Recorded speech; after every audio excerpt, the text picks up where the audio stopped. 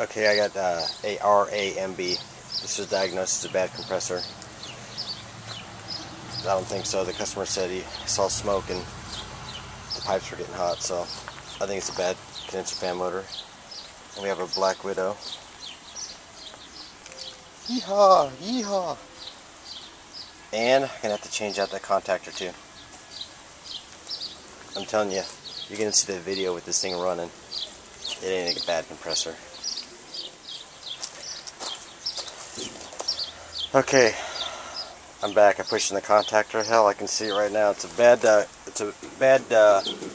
capacitor. That's all it is.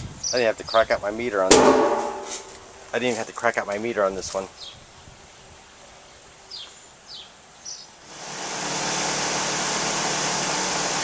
Running again. The RAMB 048 AZ. The compressor was doomed. I saved it. And I had I came out with the capacitor because I knew it was bad compressor. Come on.